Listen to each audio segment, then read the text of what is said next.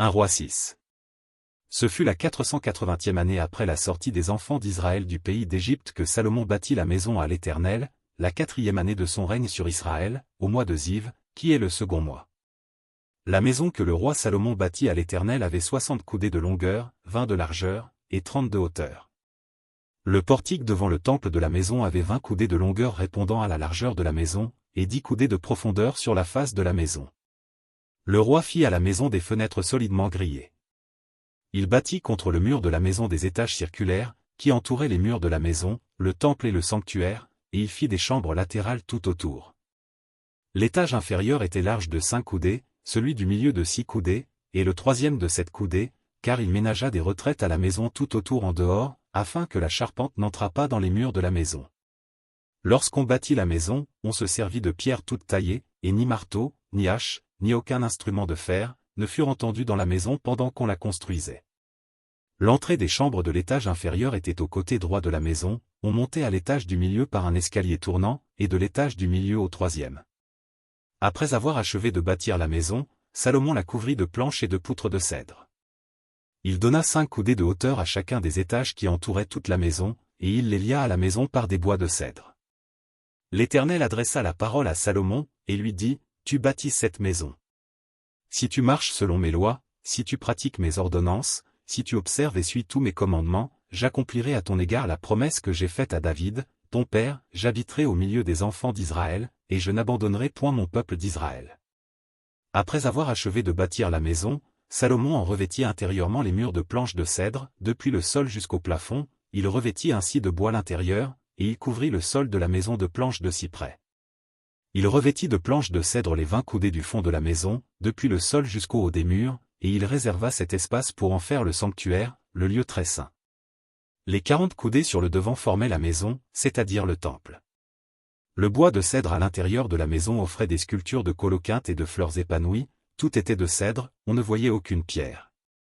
Salomon établit le sanctuaire intérieurement au milieu de la maison, pour y placer l'arche de l'alliance de l'Éternel. Le sanctuaire avait 20 coudées de longueur, 20 coudées de largeur, et 20 coudées de hauteur. Salomon le couvrit d'or pur. Il fit devant le sanctuaire un autel de bois de cèdre et le couvrit d'or.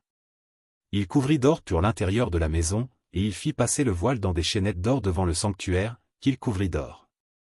Il couvrit d'or toute la maison tout entière, et il couvrit d'or tout l'autel qui était devant le sanctuaire. Il fit dans le sanctuaire 2 chérubins de bois d'olivier sauvage, ayant 10 coudées de hauteur. Chacune des 2 ailes de l'un des chérubins avait 5 coudées, ce qui faisait 10 coudées de l'extrémité d'une de ses ailes à l'extrémité de l'autre. Le second chérubin avait aussi 10 coudées. La mesure et la forme étaient les mêmes pour les 2 chérubins. La hauteur de chacun des 2 chérubins était de 10 coudées.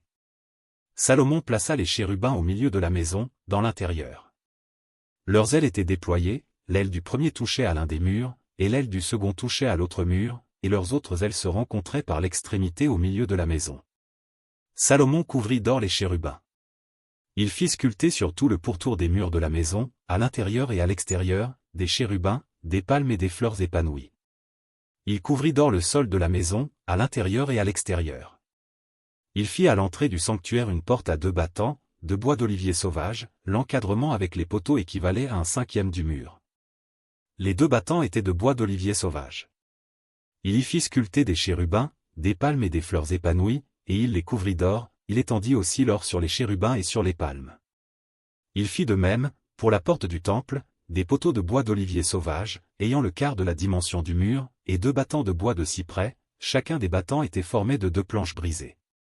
Il y fit sculpter des chérubins, des palmes et des fleurs épanouies, et il les couvrit d'or, qu'il étendit sur la sculpture. Il bâtit le parvis intérieur de 3 rangées de pierres de taille et d'une rangée de poutres de cèdre.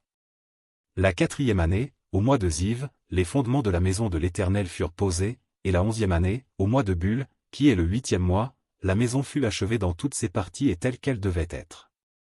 Salomon la construisit dans l'espace de 7 ans.